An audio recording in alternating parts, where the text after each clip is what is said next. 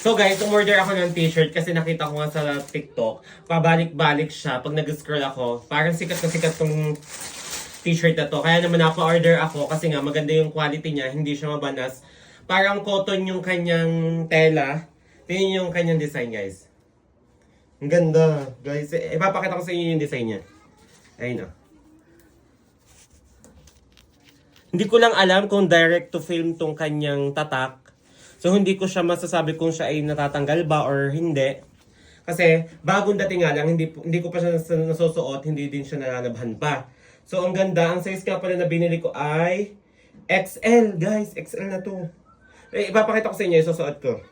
Para makita nyo kung fit sa akin yung XL or para malaman nyo kung anong size nyo guys. Pero ang ganda, may different color sila, maganda yung tela, promise. Sa tela pa lang guys, maganda. Ayan. Pero yung tatak, ang hindi ko masasabi kung direct to film siya guys. Ayan. So isusukat natin. So guys, ito yung fit sa akin ng XL. Ayan. Guys, maganda. Hindi siya mabala sa katawan. Tapos malambot yung tela. Ayan. Ang ganda, oo. Guys. Kaya sa mga gusto nitong t-shirt na suot ko ngayon, ilalagay ko sa yellow basket kung saan ko siya na-order.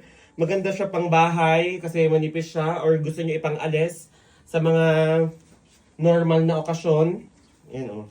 Maganda talaga siya yung tela niya. Bet ko yung tela niya malamig. Ayan o. Manipis lang siya. Pero hindi naman siya sobrang nipis. Sakto lang. Parang cotton siya. Maganda yung kulay. Ito yung kulay na inano ko. Light gray. So guys, yan. Check the yellow basket and place your order now.